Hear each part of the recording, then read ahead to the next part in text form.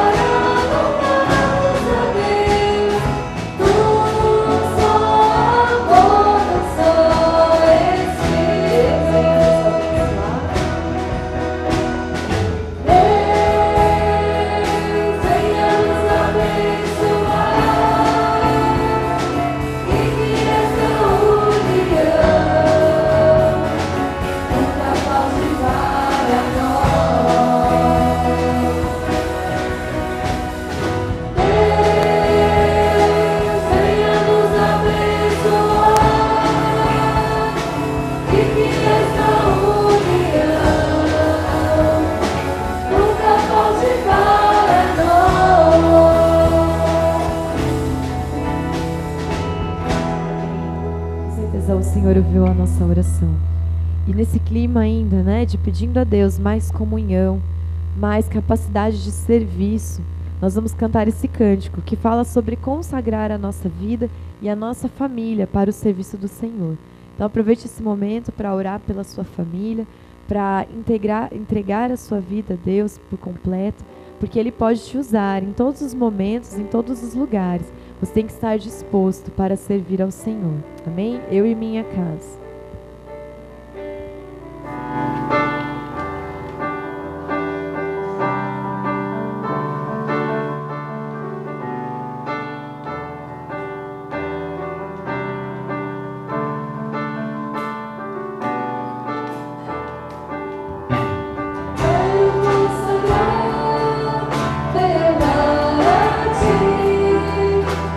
O nosso futuro para ti.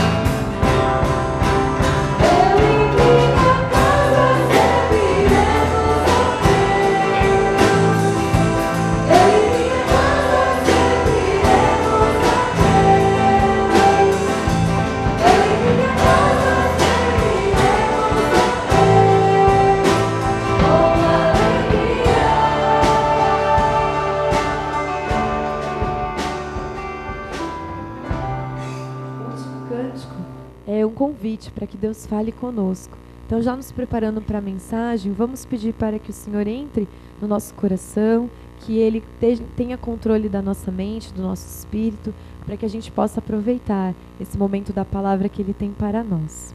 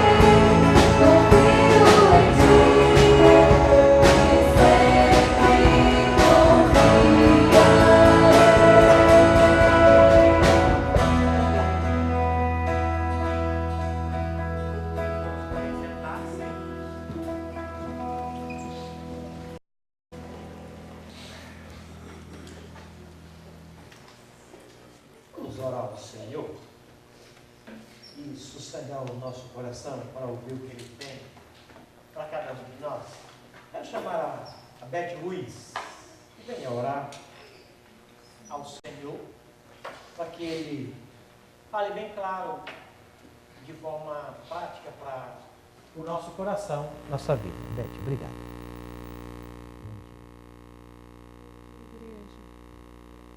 Senhor Deus, misericordioso Deus, grandioso Deus, o Senhor conhece o meu coração, Senhor. Então que o Senhor aquiete ele nesse momento. Senhor, eu quero só louvar a Ti, Senhor, por esse momento, por estar aqui presente. Senhor, abençoe a cada irmão aqui, abençoe o pastor, que ele traga uma boa mensagem aos nossos corações e que a gente esteja aberto para isso, Senhor. E agora, Senhor, em particular, eu oro pela minha casa e que um dia também eu possa cantar e agradecer a Ti, Senhor. Que todos nós serviremos a Ti. Em nome de Jesus, eu oro e agradeço. Amém, Senhor. Obrigado.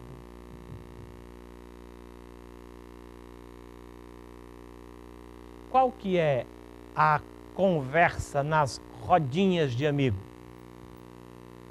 Do que eles estão comentando nas empresas? Qual que é o assunto na mídia? O que ocupa espaço nos jornais, não só do país, mas do mundo? Porventura você é o único que não se engajou nos últimos assuntos, os últimos acontecimentos? Aí Jesus pergunta, quais? O único assunto lá naquele tempo era a morte de Cristo Jesus. Mas e hoje? De que fala a mídia? Da morte de Jesus? Eu creio que nas rodinhas, o único assunto que vale, que se comenta, é cerca das Olimpíadas. Respira-se Olimpíadas. Fala-se sobre Olimpíadas. Hoje pela manhã, ontem, antes de ontem e antes de ontem, dizia-se, qual que é o legado? O que as Olimpíadas vão deixar para o Rio de Janeiro? Qual que é o legado para o país? O que fica? Hoje é o encerramento e daqui a uma semana. O que você vai fazer com aquela estrutura que foi montada para 14 dias? E aí, como é que vamos usar aquilo? Tanto dinheiro. E agora? O que é que ficou? Valeu a pena o investimento? Esse é o papo. Esse é o assunto. Agora eu queria trazer para a nossa realidade. E nós? Qual que é o legado para nós? O que é que fica de lição para a igreja cristã do Brasil? A igreja evangélica aqui, o que é que ficou disso? O que é que a gente pode aprender? Não podemos aprender nada. É mesmo? Será que não fica nada para a gente? Quem é que não se emocionou ontem? Não, eu estava numa reunião, mas o ouvido nos fogos. Entende? Mexe com a gente, querendo ou não. Por quê? Porque somos brasileiros, ué. Não tem povo no mundo como o brasileiro. Aliás, o único lugar do mundo que nasce brasileiros é aqui no Brasil. Não sei se vocês sabiam disso. Nenhum outro lugar do mundo nasce brasileiros. Só aqui. Isso já torna essa terra grandiosa, graciosa e bonita por natureza. Só aqui nasce brasileiro. Que coisa boa. Eu queria ler um texto que fala sobre isso daí e aplicá-lo para a nossa realidade. Por gentileza, abra aí em 1 Coríntios, capítulo 9, do 19 ao 27, e tirar para nós algumas lições do legado das Olimpíadas.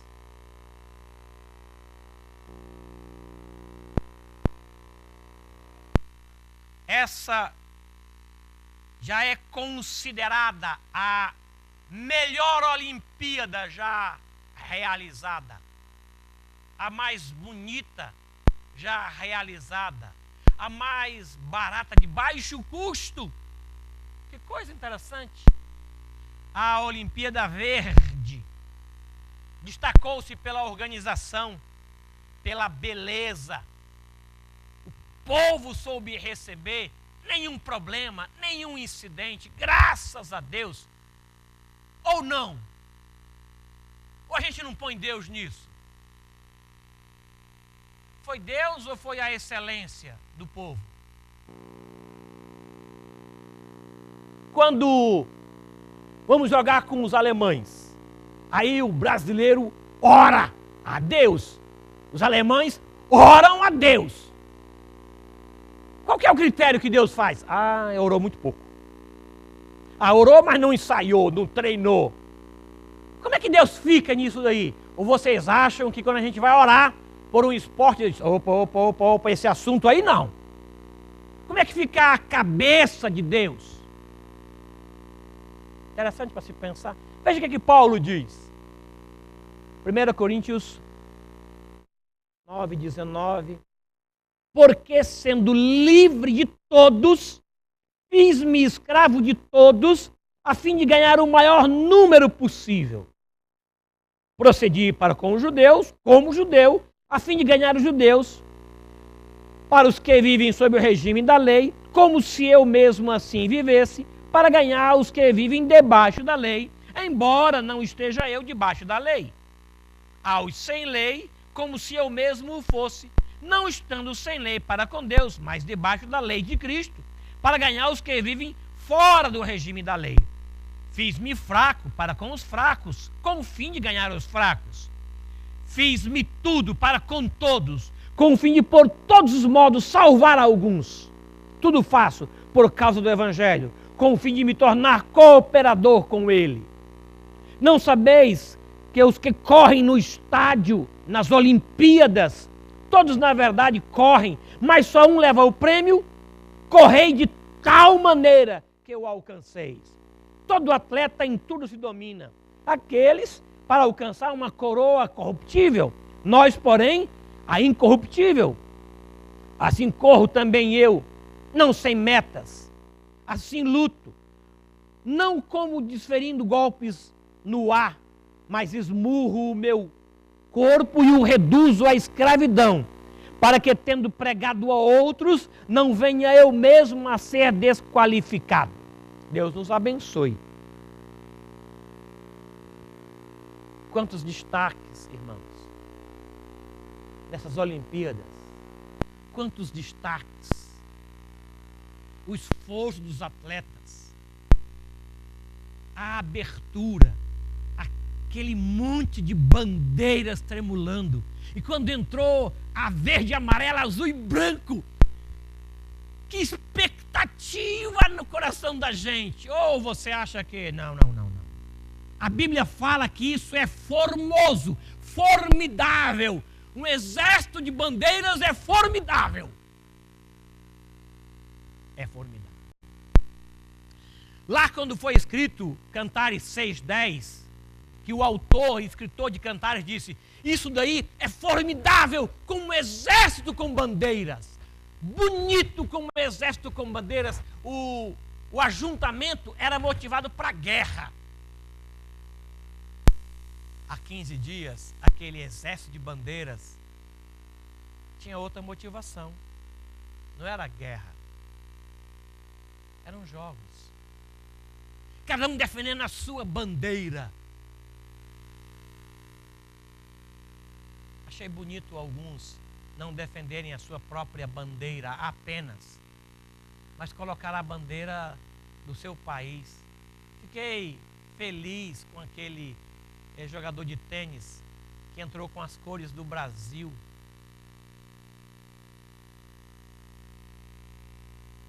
Esse corredor, o Zambolt, com a bandeira do Brasil nas costas. Que coisa bonita. Não tem ali uma divisão. Embora tenha, mas não existe no coração. Quanta excelência. Qual que é o legado para a igreja? Pelo menos 3. Para a igreja.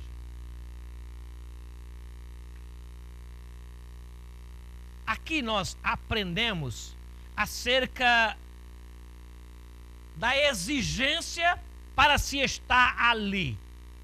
Aqui Paulo, escrevendo no versículo 25, ele diz assim, versículo 24: não sabeis que os que correm nas Olimpíadas, todos correm, mas só um leva o prêmio? Corram dessa forma. Há uma exigência. Existem critérios. O mesmo Paulo, escrevendo para Timóteo, no capítulo 2, versículo 5, igualmente o atleta não é coroado se não lutar segundo regras, normas, a exigência. Existem critérios que têm que ser observados. Uma brasileira foi desclassificada porque, correndo com as mãos abertas, tocou numa americana e o bastão lhe caiu da mão e ela foi desclassificada. Um outro foi desclassificado porque fez um exercício que não era permitido naquele momento. Brasileiro também. Aí nos resta chorar por ele, porque existem regras, normas. É necessário muito preparo físico. Não se entra ali porque quer. Eu quero participar. Não. Tem regras.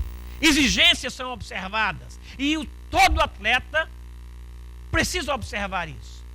Não apenas no preparo físico, mas no preparo emocional. Alguns psicólogos disseram que a seleção brasileira feminina de voleibol foi desclassificada porque não estava preparada emocionalmente para perder um set. Durante todo o torneio, elas não perderam um set. Nenhum. 3-0, 3-0, 3-0, 3. Foram 6 ou 5, 3-0. Quando elas perderam o primeiro, não havia equilíbrio emocional. E nem no pódio subiram. Faltou preparo a elas. Mas não somente isso, mas há um preparo espiritual. Quanto misticismo, gente. Tem gente que se benze 3 vezes.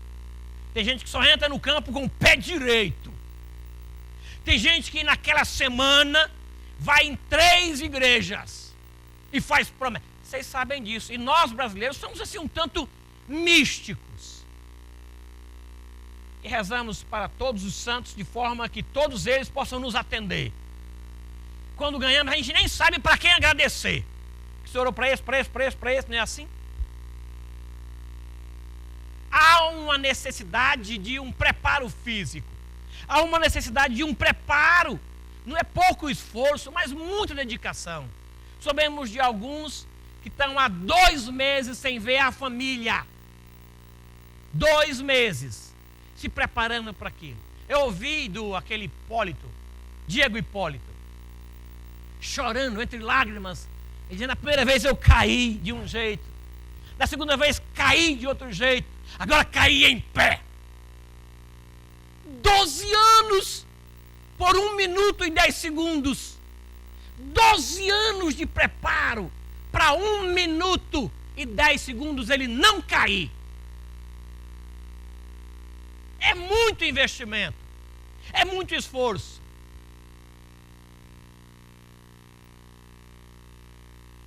E o que isso tem conosco? Paulo escrevendo, ele diz assim: tudo faço por causa dos eleitos. Tudo faço, todo investimento eu faço. Eu queria que nós observássemos o que ele diz acerca da necessidade de se investir na vida da gente, na vida espiritual da gente, na vida cristã. Porque não é vir à igreja, ouvir, ir para casa, e vir à igreja, ouvir e ir para casa. Não é isso vida cristã, gente. Isso é religiosidade. E a vida cristã é mais do que apenas religiosidade. É necessário um preparo espiritual. E Paulo diz: olha, eu faço tudo. Eles correm por uma coroa corruptível, nós não. Mas precisamos tirar lições do investimento que eles fazem por uma coroa corruptível. Corram da mesma forma por uma coroa incorruptível. É necessário, portanto, um preparo espiritual de todos nós. Porque a nossa luta não é contra sangue e carne. Mas o preparo é preciso. Quando foi a última vez que você participou de uma vigília espiritual? Quando foi a última vez que você fechou o seu quarto, desligou o celular e por 1 hora que seja, 1 hora, e disse para a família: eu vou estar desligado, offline, estou fora por 1 hora, nem celular, nem televisão, nada, não me chamem, por 1 hora, eu vou estar com Jesus, eu vou caminhar com Ele por 1 hora, eu tenho esta necessidade, não faço isso por Ele, eu faço isso por mim, eu preciso desse tempo, eu fazer um jejum, eu preciso me consagrar ao Senhor, conversar com Ele, tenho tanta coisa para falar, tantas outras coisas para ouvir dEle, eu tenho que estar com Ele. Não me chame por 1 hora, entra no teu quarto, fecha a porta após você e vai conversar. É preciso um preparo espiritual, é necessário nós nos alimentarmos disso. É preciso isso, porque é longa a carreira que nos está proposta. Jejuns, orações, consagração, é necessário para que a gente possa ficar em pé, não cair em pé, como o Diego se alegrou, mas permanecer em pé. É Ele que nos mantém em pé, porque são muitas as lutas que nós enfrentamos. Qual é o investimento que nós temos feito na vida cristã? O que a gente faz como investimento? É preciso um preparo. Não é tanto físico. O exercício físico para pouco é proveitoso, Paulo falou. Mas a piedade tem muito valor. A oração, a dedicação, o tempo com o Senhor, é válido isso. Eles investem por uma coroa corruptível. Aí nós investimos por quê? Quando foi a última vez que você fez uma visita na tentativa de evangelizar? Quando é que você disse: não, eu não vou fazer isso por causa do Senhor? Olha, o meu Senhor que vive em mim me dá força para dizer não a esta minha fraqueza. Eu não farei pelo Senhor. Eu sei que isso é errado. Eu não tenho naturalmente força para lutar, mas eu vou andar com o meu Senhor, porque essa maratona só com o Senhor, só com Ele. Ontem, numa entrevista ao goleiro da seleção brasileira, o repórter quis exaltá-lo. Você treinou para pegar aquele pênalti? Aí ele disse: treinar nós treinamos, mas é Deus que deu vitória a nós. Glória a Deus. E o repórter continuou e ele insistiu dizendo: glória a Deus. Eu falei para não sei quem: glória a Deus. Nós temos esse mesmo critério de atribuir a Ele a razão das nossas vitórias. O exercício físico é pouco proveitoso, mas nós somos atletas de Cristo. Não somos. Segunda lição que nós podemos tirar é quanto aos custos e quanto aos riscos. Quantas quedas, gente. Em Sydney, cada medalha que o Brasil conquistou custou 4 milhões de reais. Você compra a casa da moeda. É lógico que o investimento para levar os atletas e o retorno em medalha ficou 4 milhões por cada medalha. Nenhum atleta, por mais simples que seja, ele entra dizendo: eu vou só para participar. Ah, não, eu quero ficar no 8º lugar. Não, eles entram visando a coroa. Se dominam pela coroa. Fazem investimento pela medalha de ouro. Principalmente nós, brasileiros. Nós não gostamos da prata. Não. Quem que é o vice-presidente daquele time? Eu não sei. Quem que é o vice-presidente? Já virou alguma rua com o nome de rua vice-presidente fulano de tal? Não tem. Ponte vice-presidente fulano de tal. Nós não gostamos, não sabemos quem é. O nosso lugar, nosso alvo é o primeiro, ou é o primeiro ou nada. O segundo é o primeiro dos últimos. É assim que nós pensamos. Nós não nos contentamos com o 3º lugar. A mente brasileira é essa. Qual que é o custo de um atleta? Ninguém ali aspira ao bronze. E é interessante que nessas Olimpíadas, alguns medalhões não conseguiram. Mas alguns não cotados conseguiram. Um brasileiro conseguiu 3 medalhas. Nunca na história desse país um brasileiro conseguiu 3 numa Olimpíada só. Alguém disse que o mundo está acabando mesmo, porque um baiano foi vencedor numa canoagem de velocidade. Acabando. Não cotado. Mas estava lá e... Nessa área de custo, o que a gente pode aprender ali? A vida cristã, irmãos, é a única competição em que todos ganham. Não importa quem foi o primeiro, o segundo, o terceiro, não. Todos. Ao vencedor dar-lhe-ei que se assente no trono de meu Pai, como eu venci e me sentei. Ao vencedor dar-lhe-ei um nome que está escondido. Ao vencedor dar-lhe-ei. Quem é o vencedor? Que chega primeiro? Não. O que chega. O que chega é vencedor. Porque na vida cristã não importa o último, o primeiro. Aliás, alguns últimos serão primeiros. Primeiros últimos. É diferente. Todos nós somos chamados de mais do que vencedores por meio dele. Então não importa quem é o maior, quem é o menor, os critérios do reino são outros, os valores são outros. Chegou lá, é campeão, é vencedor, ou mais do que vencedor. Na vida cristã não há vencidos, não há derrotados. Que coisa fantástica! Não tem vencedores, não tem vencidos, não tem derrotados, não tem desqualificados. nas Olimpíadas, alguns são desclassificados porque foram desqualificados. Na vida cristã, não. A norma, se nós entendemos, nós conhecemos, falhamos, caímos e Ele nos levanta. E nós continuamos as Olimpíadas. Continuamos a carreira cristã da mesma forma.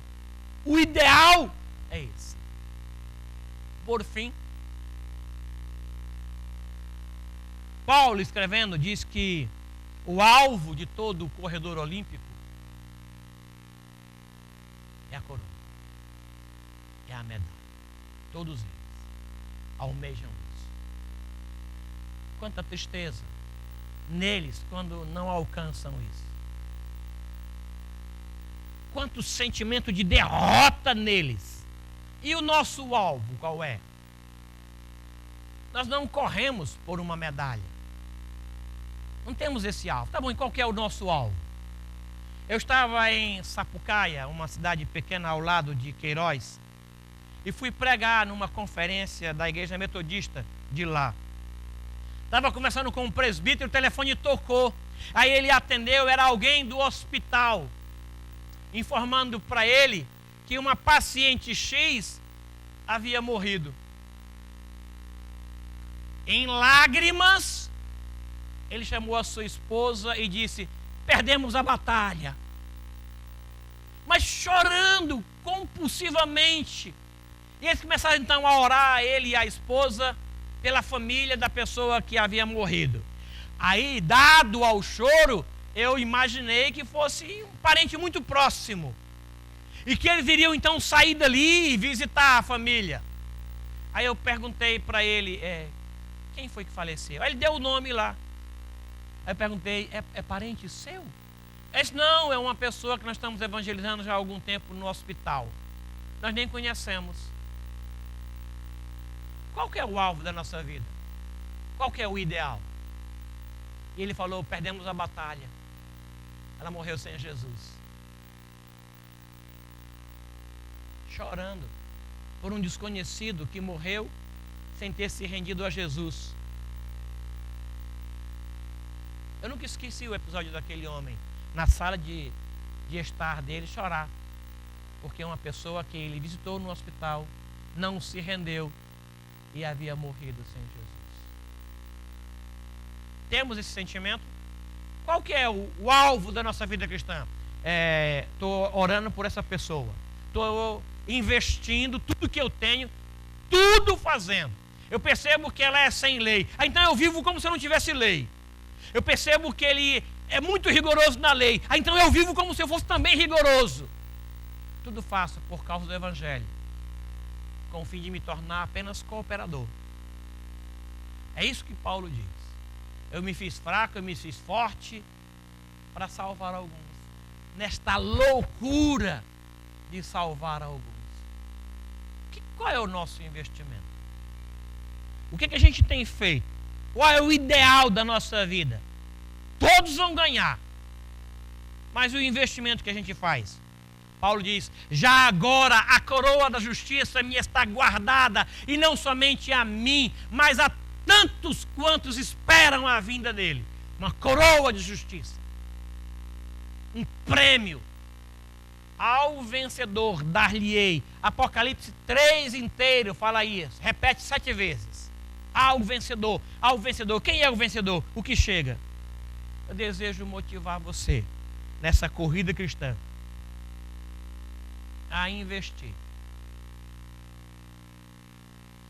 a trabalhar a sua mente, o seu coração, para levar adiante o Evangelho de Jesus. Chegou um visitante. O que é o seu nome? Marcos. Mora aqui perto? Eu posso me sentar com você? Aqui, o pastor vai ler esse texto aqui, ó. Vou dividir com você. Ser simpático àquele convidado, àquele visitante. Você aceita que eu ore por você? Tem alguma coisa que a gente possa orar na sua família? Sinceramente, amorosamente, espiritualmente, eu me sento, ponho a mão sobre o ombro e vou orar. Ah, mas é uma senhora. Ah, então eu vou falar então com a Clotilde. Clotilde, O nome dela é Débora. Vai lá, ora por ela. Aí a Clotilde, que é mulher, vai lá e senta e ora. Pô, eu sou Clotilde. Obrigado porque você veio hoje aqui. Em dia de chuva assim, que coisa boa. Você tem como voltar para casa? Tem carona? Para onde? Caçapava? Você veio de Caçapava nesse frio. É uma honra para essa igreja receber esse povo que o Espírito traz para cá. Eu vou investir, portanto, gente de outra fé que vem para cá de ônibus, de pé, que vem de longe, e eu não dou sequer um Deus abençoe, olhando para os olhos da pessoa. Que corrida é que eu estou correndo? Qual que é o meu alvo? Se eu não posso fazer isso, gente. Não, vou cumprimentar só a Laura, porque a Laura é crente. Só a Laura. Só converso com a Laura. É grande coisa.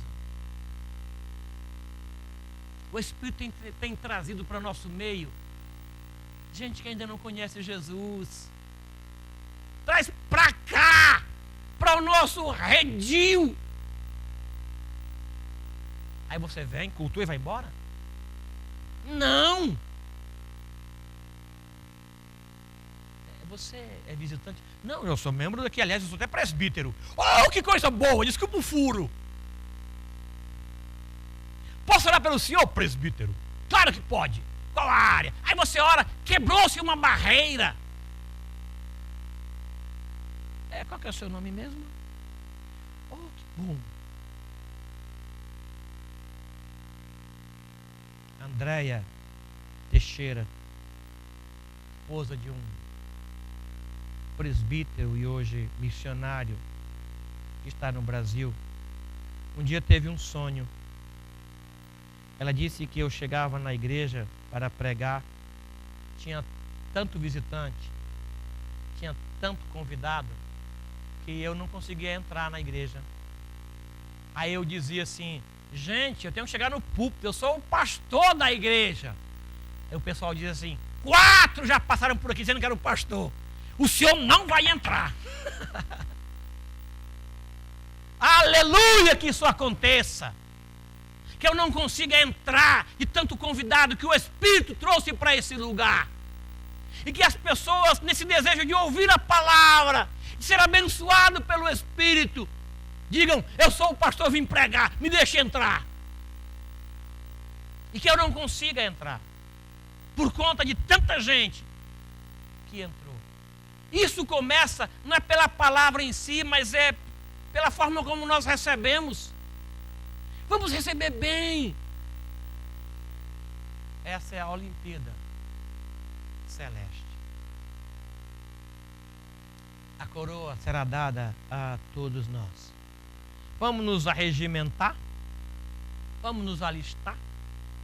Hoje à noite temos um culto. O pastor Josué Oliveira vai pregar a palavra. Mas o Espírito trará visitantes. Cumprimente, divida a sua Bíblia, ore, abençoe. Pega o endereço. A gente pode ligar para o senhor amanhã para a gente orar? Faz isso. Aí pega o nome e dá para um presbítero que é pastor dessa igreja. Robertinho, aqui, ó, José. Liga para ele. Falei que você ia ligar, que alguém ia ligar. Zé Carlos, aqui, ó, é Manuel o nome dele. Você liga lá. E a gente vai fazer a obra. Deus abençoe. Senhor nosso Deus, Pai de toda graça e misericórdia, obrigado pelo povo que o Senhor tem trazido para cá. Muito obrigado, muito obrigado. Nos alegra saber que o Teu Espírito tem trazido para cá gente de perto, gente de longe. Que nós saibamos pelo Teu Espírito recebê-los, recepcioná-los, dividir com Ele algum dom, abençoá-los na sua vida, na intenção de semear o que o Teu Espírito tem trazido. Nós nem convidamos, o Senhor tem trazido. Obrigado por isso. Obrigado. Ajude-nos a nos envolver nisso. Como um bom soldado que não se envolve com os negócios dessa vida. Como um atleta que entende que existem regras, como um labrador que trabalha direto dia e noite na esperança de semear e de colher. Abençoe, ó Pai, esta igreja, em nome de Jesus. Amém. Amém. Vamos cantar? Com o bondoso amigo é Cristo. 140, não é 130.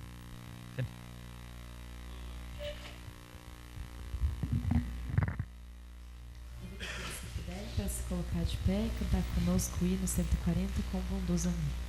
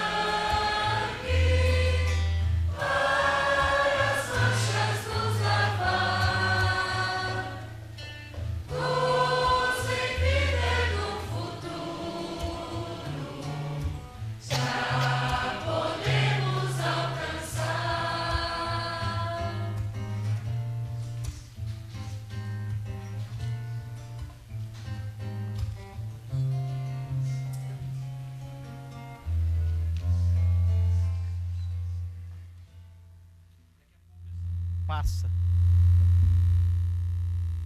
Daqui a pouco a vitória vem.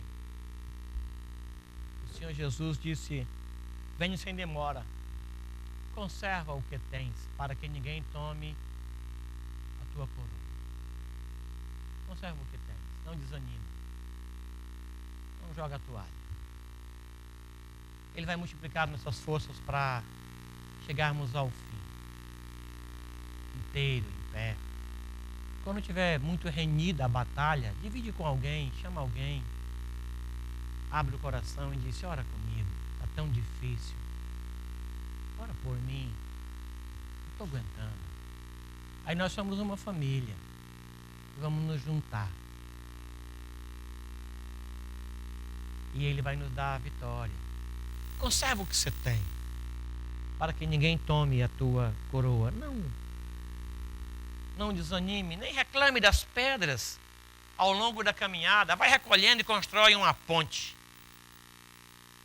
O Senhor vai te abençoar e multiplicar os cuidados sobre você. É uma luta. E às vezes parece tão injusta, né? Não use as armas que você tem. Use as armas de Deus. Porque o seu inimigo, ele é espiritual. E as armas contra ele, da mesma forma, espirituais. Não tem habilidade humana para vencer Satanás. Não, gente, não tem. Não tem. Vence seu inimigo com as armas de Deus. Paulo explica quais são elas. Rogo que o Senhor te abençoe e Ele te guarde. Ele não deixe você desanimar. E que gente de Deus se aproxime de você para te estimular. E que te sustente até você cruzar a linha de chegada. Porque não importa aonde você chegou, o que importa é que você chegou. Que o Senhor te fortaleça e te abençoe. Motive o teu coração nessa caminhada. Há uma carreira proposta. E que Ele corra com você e que você veja isso. O Senhor abençoe os teus filhos. Abençoe a tua casa. Que haja provisão na tua mesa. E haja proteção na tua prole. Que haja alegria no teu coração. E que o amor de Deus o Pai, a graça bendita e as eternas misericórdias de Cristo Jesus, o consolo e a mediação do Espírito Santo de Deus, seja com todo este povo aqui e com todo o povo de Deus em toda a terra, hoje e até a volta gloriosa do Senhor Jesus Cristo. Amém. Amém. Irmãos, sentai-vos. Quero convidar Roberto e Alaí para cumprimentarem os irmãos na porta da frente. Quero convidar o Robson e a Soraya para cumprimentar os irmãos na porta lateral. Eu e a dona Beth ficaremos na porta da praça. Obrigado.